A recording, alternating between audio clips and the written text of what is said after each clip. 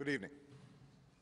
Tonight, I can report to the American people and to the world that the United States has conducted an operation that killed Osama bin Laden, the leader of al-Qaeda, and a terrorist who's responsible for the murder of thousands of innocent men, women, and children.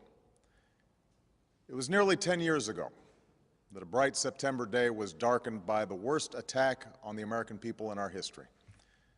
The images of 9/11 are seared into our national memory. Hijacked planes cutting through a cloudless September sky, the Twin Towers collapsing to the ground, black smoke billowing up from the Pentagon, the wreckage of Flight 93 in Shanksville, Pennsylvania, where the actions of heroic citizens saved even more heartbreak and destruction. And yet we know that the worst images are those that were unseen to the world. The empty seat at the dinner table, children who were forced to grow up without their mother or their father, parents who would never know the feeling of their child's embrace, nearly 3,000 citizens taken from us, leaving a gaping hole in our hearts. On September 11th, 2001, in our time of grief, the American people came together. We offered our neighbors a hand, and we offered the wounded our blood. We reaffirmed our ties to each other and our love of community and country. On that day, no matter where we came from, what God we prayed to, or what race or ethnicity we were united as one American family. We were also united in our resolve to protect our nation and to bring those who committed this vicious attack to justice.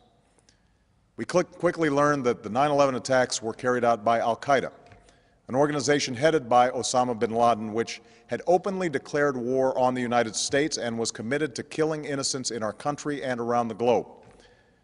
And so we went to war against al-Qaeda to protect our citizens, our friends, and our allies.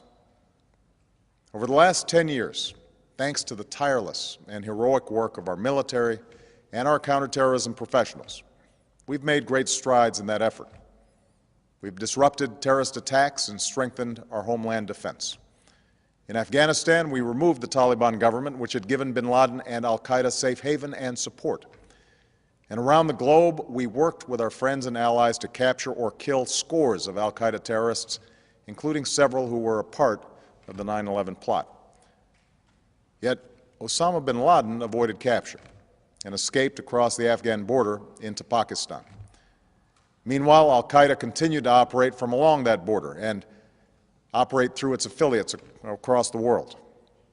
And so shortly after taking office, I directed Leon Panetta, the director of the CIA, to make the killing or capture of bin Laden the top priority of our war against al-Qaeda, even as we continued our broader efforts to disrupt, dismantle, and defeat his network.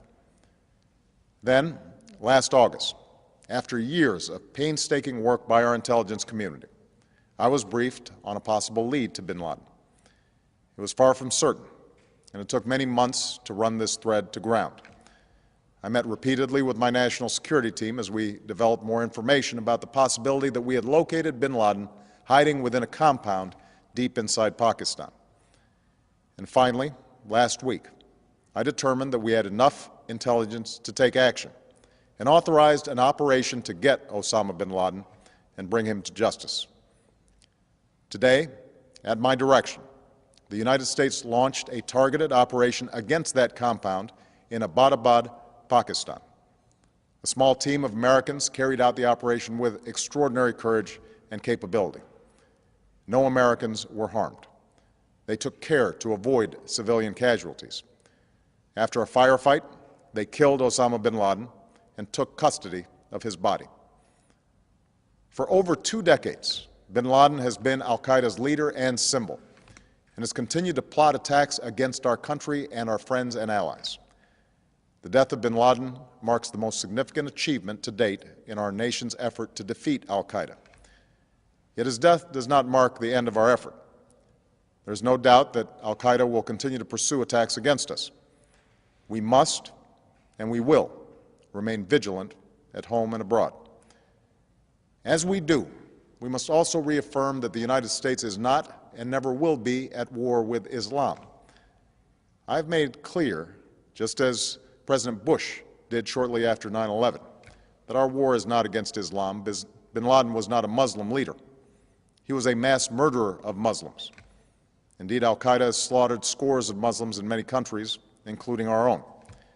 So his demise should be welcomed by all who believe in peace and human dignity. Over the years, I've repeatedly made clear that we would take action within Pakistan if we knew where bin Laden was. That is what we've done. But it's important to note that our counterterrorism cooperation with Pakistan helped lead us to bin Laden and the compound where he was hiding. Indeed, bin Laden had declared war against Pakistan as well and ordered attacks against the Pakistani people.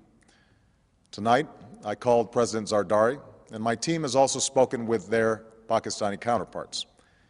They agree that this is a good and historic day for both of our nations. And going forward, it is essential that Pakistan continue to join us in the fight against al-Qaeda and its affiliates. The American people did not choose this fight. It came to our shores and started with the senseless slaughter of our citizens. After nearly 10 years of service, struggle, and sacrifice, we know well the costs of war. These efforts weigh on me every time I, as Commander-in-Chief, have to sign a letter to a family that has lost a loved one, or look into the eyes of a service member who's been gravely wounded.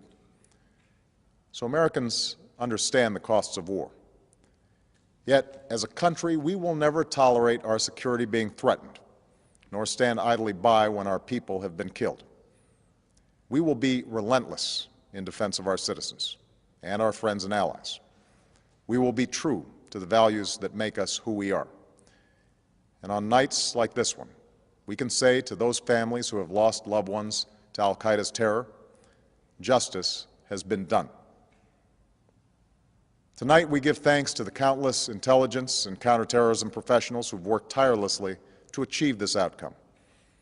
The American people do not see their work, nor know their names, but tonight they feel the satisfaction of their work and the result of their pursuit of justice.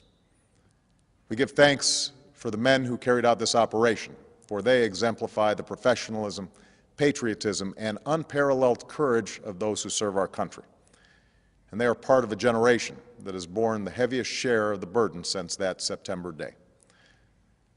Finally, let me say to the families who lost loved ones on 9/11 that we have never forgotten your loss, nor wavered in our commitment to see that we do whatever it takes to prevent another attack on our shores. And tonight, let us think back to the sense of unity that prevailed on 9/11. I know that it has at times frayed, yet today's achievement is a testament to the greatness of our country and the determination of the American people. The cause of securing our country is not complete, but tonight we are once again reminded that America can do whatever we set our mind to. That is the story of our history. Whether it's the pursuit of prosperity for our people or the struggle for equality for all our citizens, our commitment to stand up for our values abroad, and our sacrifices to make the world a safer place. Let us remember that we can do these things not just because of wealth or power, but because of who we are. One nation, under God, indivisible, with liberty and justice for all. Thank you. May God bless you, and may God bless the United States of America.